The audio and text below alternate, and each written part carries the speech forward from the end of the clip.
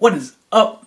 Back again, Stacks of Wax, volume 6 or 7. I don't remember. I never do. Anyway, if you don't know already, alphabetically going through my record collection A to Z. Last time we let off starting at the J's, but I did get another I, so we're going to start with that and then work our way down. 10 records, going to try to keep it as short as possible, so let's get right into it. First up, Iggy Pop, The Idiot. This is a repress, 2017 repress if I'm not mistaken. This record produced by David Bowie. It is an awesome album if you've never heard it before. Just a single disc on black.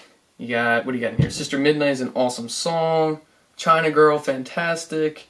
Mass Production is great. It is mixed by Tony Visconti. That's right, this is during the David Bowie Low era, or the Berlin years, so it's obviously going to be a great record then. Also, kind of goes hand in hand with the next record that I have here. Not in terms of music, and in terms of something pretty depressing. But you got Joy Division's Unknown Pleasures. The connection there is that Ian Curtis, when he was found hung, he had Iggy Pop's The Idiot playing on the turntable where his wife found him. Pretty dark stuff. But anyway, this record is, I don't even know where to begin. This is one of the greatest records of all time. Just saying it like that is an understatement. Actually, I will be doing a Forever Spinning on this probably by next week, if I'm not mistaken, if my schedule's alright. But yeah, I mean, just every song off this is the reason that post-punk is even a thing. Off Factory Records, this is another repress, but it's got a cool texture to the feeling of the front. I got a weird scuff here. I don't even know where that happened. But yeah, standard black, just a single LP. But yeah, man, oh god, if you've never heard this record, I'm actually kind of jealous if you've never heard this record and get to experience it for the first time. It rips. You got the alternate record sleeve in here, which is kind of cool. And you got, obviously, the track list. Some of the best songs including Disorder, She's Lost Control, New Dawn Fades, Shadow Play, Dave Lords, just front to back, top to bottom, one of the greatest records ever released. Moving on, we have ourselves 2 records here from one experimental hip-hop artist by the name of JPEGMAFIA. This is the third edition of the original pressing of Veteran. I know this record goes for a pretty penny now, so it's actually probably one of the more expensive releases that I have, except I bought it at face value because I was smart. Yeah, alternative cover here, which is definitely inspired by the Old Dirty Bastard Return to the 36 Chambers album cover. Just, I mean, I'm sure you've seen me talk about JPEGMAFIA at this point. His other record, which is right here, All My Hair Is a Cornballs, was my favorite record of last year. But you get some fantastic songs off of Veteran as well. 1539 North Calvert, Baby I'm Bleeding. Macaulay Culkin is such a sleeper off this album. I mean, I love that track. Thug Tears, my thoughts on NeoGaf dying, Rock and Roll is Dead. Yeah, just awesome. Single LP, double-sided, you know how it is. Just a very, very simple setup here. Death Bomb Arc doing this one.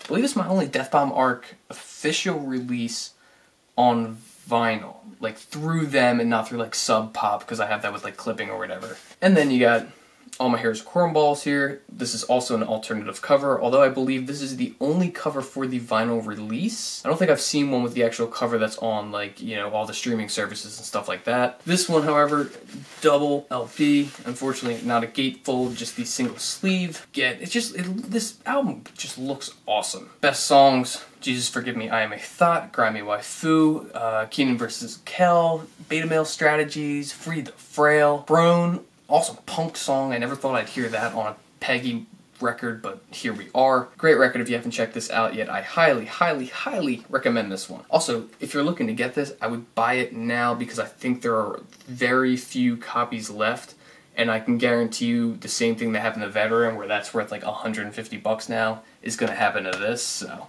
hop on it while you can. Next up is Kamasi Washington's EP, Harmony of Difference. Kamasi Washington, jazz fusion, jazz artist, has done a lot of work with different artists, from Kendrick Lamar, I believe he's done stuff with Thundercat. Yeah, he's amazing. I would love to get either the Epic or what is it, Heaven and Earth? Just, they're all like either triple LPs or like 4 LPs, and they're going for like $60.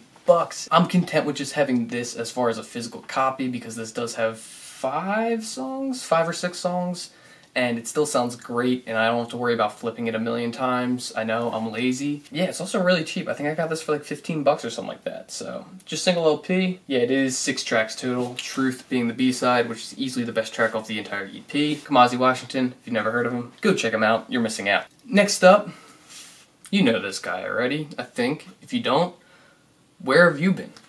Kanye West. You got Ye here, and you got the College Dropout. I'm still trying to just really get into and own all of his records at some point, at least all the official releases. I don't care as much for not having Graduation because it's only a bootleg and I don't really like that record, so I'm content with these 2 for right now, although I gotta get the Life of Pablo boot. I'm gonna pull the trigger next time I see it in a record store, but for right now, this is all that we got. 1 repressed, 1 original, but 1 is so new that, you know, it's going to be an original anyway. Yeah, this is not a gatefold, but it is a double LP, both on black. No other inserts, if I'm not mistaken. Oh, there is an insert. I take it back. Got the Bear logo. And then you got all the lyrics on the back here. Obviously, I've done a Forever Spinning on this album before. It is my favorite Kanye West project. If you haven't seen that video, go check it out. And a sleeper, in my opinion, is Ye. I love this record. I think it's one of the best that he put out when he did those like 5 consecutive Fridays of good music. Awesome track list all in all. I mean, Violent Crimes is incredible. Ghost Towns is... that was one of the best songs of the year. And I believe this is one of the few copies out there, because I do think there is a reissue of this where the original sampling on, I think it's I Thought About Killing You was changed. I know it's changed on like the streaming versions, which is kind of weird that he couldn't get clearance for it or whatever it was. I don't know, I didn't do that much research, I just remember hearing about it somewhere. It's always a cheap record. If you ever see it in a store and you like it, just go pick it up. It's usually like $15 max. So yeah, that's what I got for Kanye. Life of Pablo coming soon, hopefully, whenever I find that. Still in big name hip hop, we've got Kendrick Lamar. We've got the Good Kid, Mad City record here, which is, if I'm not mistaken, yes it is, it's a double LP, but it is a gatefold. Kendrick, knowing what's up. Obviously, a fantastic record, one of his best, but in my opinion, pales in comparison to the next one up here. By the way, all those are just standard black. Most of these are. Like I keep saying, I don't care about buying the colored ones, I just want to own the physical copy. This, oh, upside down. This album right here is the album of the decade, in my opinion. I know I never made a video about it, because I don't have that kind of time. I can't express how much I just love listening to this. I know it's not an album that I can truly relate to because, well, he's talking about things that I can't personally understand. Not understand, but I can't truly relate to on a deeper intellectual level. It's just something not meant for me. But in terms of the music itself, yeah, awesome. I mean, every single time that I listen to this album, a new song becomes my favorite song. And there are very few albums out there that really are able to do that for me, because I usually find something that I just kind of stick with, you know? Not saying that I'm trapped in my ways or anything like that, but it just usually tends to be the case. When a record is this good, really any of the songs can rotate through to be my favorite. This, also a gatefold, a lot of information in here, all the credits and such. And yeah, double LP, obviously with the gatefold. Yeah, standard black, but still fine by me, it plays. Although I did have a problem with the second disc. Not that it didn't play well, but the hole was so small. And I've had this problem before where like it's too small to get onto the turntable itself and sit in there. But for some reason this one just simply wouldn't go in. And when I was trying to get it to fit, I like almost snapped it and I might have slightly warped it, and I'm gonna be really sad if I did because I haven't listened to it in a while. Yeah, I don't know what's up with that. Did anybody else have that problem with this record? That it was just the second disc was too small cut in the hole in the middle? Let me know. Amazing record. Through and through. Kendrick Lamar. I'm at a loss for words. I'm also really tired, so this episode probably isn't that great. Anyway, if you're sticking through all of this, we're almost done. I promise you got one more left here, and that would be this album right here, LCD Soundsystem Sound of Silver. Yeah. Although it's weird because it opens like this instead of like that. But whatever, not the end of the world. This is a repress. Actually, I don't know. Maybe it's not. Anywho, one of the greatest dance punk albums of all time. There's absolutely no denying that. James Murphy is a goddamn genius. And I will be doing a Forever Spinning on this album at some point in the near future, more likely than not. Awesome album sleeve work on here.